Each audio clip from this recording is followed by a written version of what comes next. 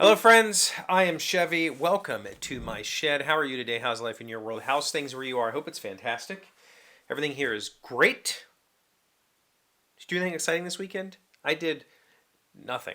I read a book, and we're going to talk about it. Um, that's what I did this weekend. Like, literally. This is a big book. I started it, I think, Friday. And you already know what it is. You saw the title. This is American Gods from Neil Gaiman. Um, I've not read Neil's prose before. I grew up with Sandman and loved the graphic novel, comic book. I don't know. I loved that content. So I've been wanting to read his prose for a while. My kid absolutely loves Coraline. I don't know that she's read Coraline, but whatever. So this has been on my list for a while. I recently signed up for Prime Reading for 2 months for 99 cents. I figured I would just read a bunch of books off of Prime Reading for the next couple of months, so I'd get my money's worth and then I'll cancel it because I never found a lot of quality there. I think that's changed, but whatever. That's a different video. This was on my list. It was also on Prime Reading, so I took it off my wish list and decided to read it. And I read it in a weekend, and I give it 4 out of 5 stars. And that's the thing. I didn't give it 4 out of 5 stars because I thought it was a good book. It's a very different book. It's a very esoteric book. And I think that's why I want to talk about it. It's not because it's bad or anything like that.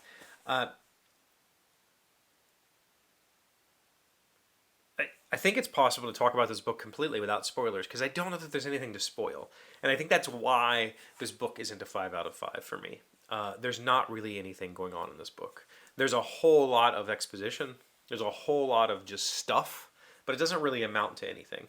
And I think if it had amounted to anything, then I would have given it 5 out of 5 stars. It's kind of, the whole book is kind of a con. And that's, I guess, the point. Maybe? I don't know. I don't know what the point is. It reads, I've said this before on this channel with other book reviews, it reads like a David Lynch movie. It reads like one of those stories where a whole bunch of stuff is thrown at you without explanation, and it's never explained. And that's why I didn't give it 5 out of 5. The prose, the writing is fantastic. The scenes are captivating. But I feel like this is a book written by a comic book author, and it needs visuals to tell the story, and it doesn't have them. And that's why I didn't give it 4 out of 5 stars. So what is it? It's a book about the idea being that people from all over the world came to America, and they brought with them their gods. Like literally their gods came here because these people were here, and now they're being kind of abandoned for the new gods, for technology and the internet and television and whatever, media, like all that stuff is the new gods. And so the old gods, the originals, like we're talking like Vishnus and Odins and, you know, I don't know, a whole bunch of gods, I don't know how to pronounce their names, are fighting for survival. And it follows this main character who, at the beginning of the story, we have no idea why, but suddenly people are interested in him as a character in this kind of war that is coming, and he gets taken under the wings of a man who calls himself Mr. Wednesday, and then that's it. That's the book. Things happen. I mean, I guess from here on it's going to be spoilers. Like I said, it's kind of hard not to spoil. It's kind of hard to spoil the book and not to spoil the book because, you know, the point is we're following this character Shadow, who kind of gets duped into becoming. I don't know why he agree. He's just a felon who comes out of prison and agrees to work for this old man who seems to be very not okay. And we find out that the old man is Odin, and it's a weird book. Like here's the thing. There's like 75 characters in this book or something. I don't know. Some ridiculous amount of characters. There is zero growth. None of these characters change at all. They all are the same person at the start of the book as they are at the end of the book. There's absolutely no growth in this book. There's absolutely no downfall in this book. There's no nothing. There's just exposition. There's just this character, Shadow and Odin, go from place to place, interacting with god after god, and that all comes to a head. and that gets resolved, and that's it. But that's okay, right? Like that's kind of the beauty of it. That's why I didn't give it 3 out of 5 stars or 2 out of 5 stars. If this was, here's the thing. This book has all of the fallacies that I would attribute to an amateur author. There's no concise plot. There's no character growth. There are 1,000 promises that are set up that are left unresolved at the end of the book. There are tangents and side stories that have zero impact on this. There's a whole lot of stuff about this that says this is an amateur author, but the writing is beautiful and the setups are beautiful, and it's not an amateur author. And I think that if this was just another book on Goodreads from some unnamed person written with amateur prose, it would just be completely forgotten. But it's not written with amateur prose. It's written with expert prose, with poetic prose. It is a poem. It is a saga of its own style. And that made it kind of beautiful for me. It made it interesting. It took these random characters and these random scenes that have no real connection to the main plot. The main plot is like 100 pages. Like, you could tell this story in 100 pages. But it's 500 pages because there's all of this exposition, this side stuff, these other gods that get introduced, and we get to see how these other gods live in a modern world. We get to see how these gods who are failing, their people aren't worshiping in them, how they're getting along. That's interesting, and that's really what the book is. It's more of a showcase of how these old gods live in a modern world. And the story, the plot, is just, who gives a shit? Like, it's not even really like, you could just, who cares? It doesn't matter, right? Let's go to interesting places with interesting characters and see what happens. That's the book. The rest is just, whatever. And it's never really explained. Like I said, there's dozens and dozens of characters that are never explained. They all act very weird, strange, quirky. That's great.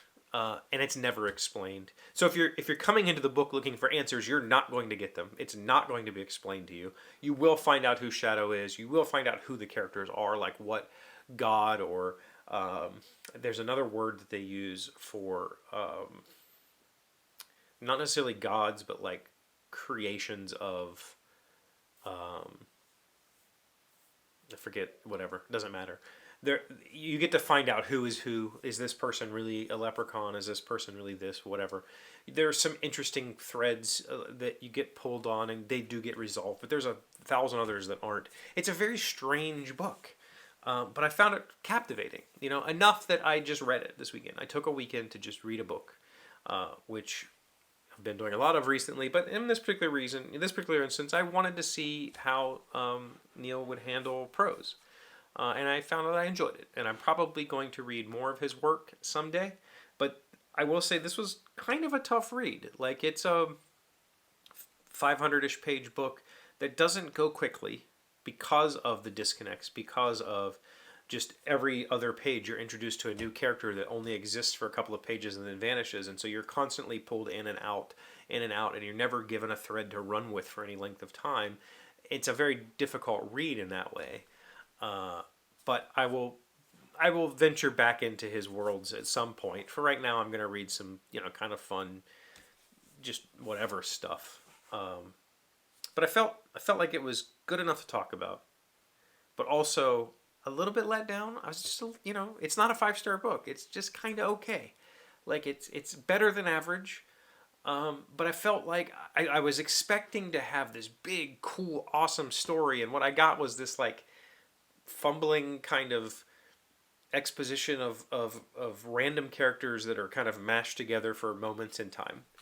And I enjoy those sorts of things. I love David Lynch movies because that's what they are. But reading it, I think it needs visuals. It really needs... There's parts of it that are hard to describe because they're hard to describe. Does that make sense?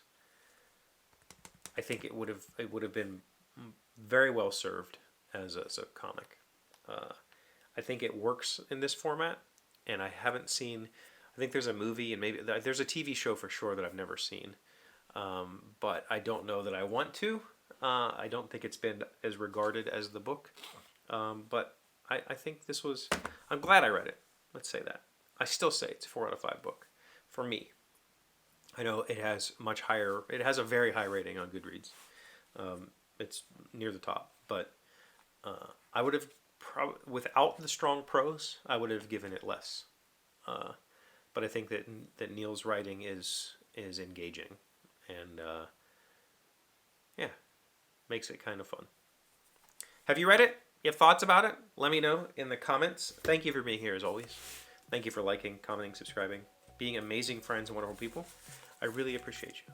And I'll see you again tomorrow. Today's word you should know sounds smart is ungainly. It's an adjective meaning awkward and clumsy. One of the hallmarks of this year's fashionable shoes is that they made one seem ungainly on anything other than marble flooring. Ungainly. Ungainly. I would say every time I tried to play sports, I was fairly ungainly. Not a super athletic person.